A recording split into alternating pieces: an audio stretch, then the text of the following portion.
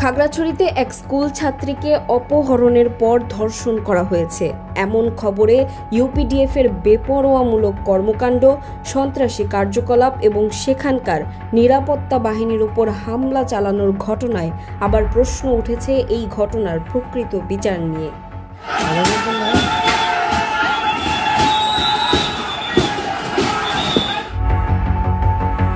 স্থানীয় সচেতন মহল বলছেন, পাহাড়ে কোনো ঘটনা ঘটলেই ইউপিডিএফ এর বিতর্কিত কর্মকাণ্ডের কারণে প্রতিবারই সেই ঘটনা আড়ালে চলে যায়।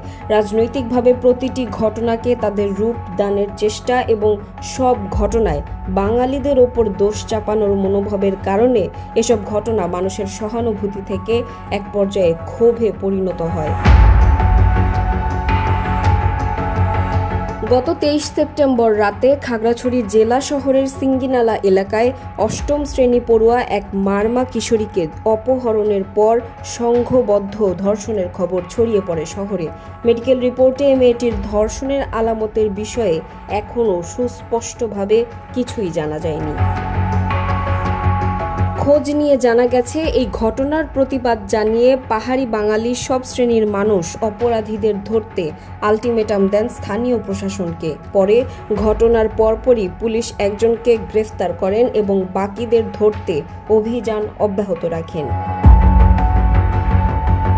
কিন্তু এবারও এই ঘটনাকে ভিন্ন খাতে প্রবাহিত করতে ইউপিডিএফ এর উচ্ছৃঙ্খল কর্মীরা সেনাবাহিনীর টহল গাড়িতে হামলা ও ভাঙচুর চালায়। কেবল তাই নয়, বেড়াতে আসা দেশের অন্তত ২,০০০ পর্যটককে জিম্মি করে রাখা, দূরপাল্লার সব ধরনের যানবাহন চলাচল বন্ধ রাখা, মোটরসাইকেলে আগুন দেওয়া, ককটেল বিস্ফোরণ ও প্রচুর গাছ কেটে ফেলার ঘটনা ঘটায়।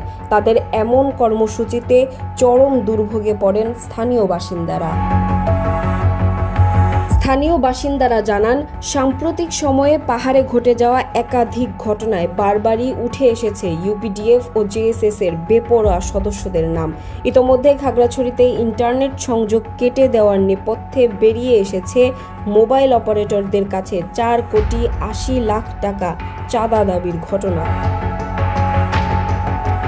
পার্বত্য চট্টগ্রাম বিষয়ক বিশ্লেষকদের কেউ বলছেন, দেশের প্রধান উপদেষ্টা ডক্টর মোহাম্মদ ইউনূস বর্তমানে জাতিসংঘে অবস্থান করছেন, আর বর্তমান সরকারকে বেকায়দায় ফেলতে এবং বিশ্ববাসীর কাছে পাহাড় নিয়ে ভুল ধারণা তুলে ধরতে ইউপিডিএফ গোষ্ঠীটি এমন বিশৃঙ্খল কর্মকাণ্ড বেছে নিচ্ছে।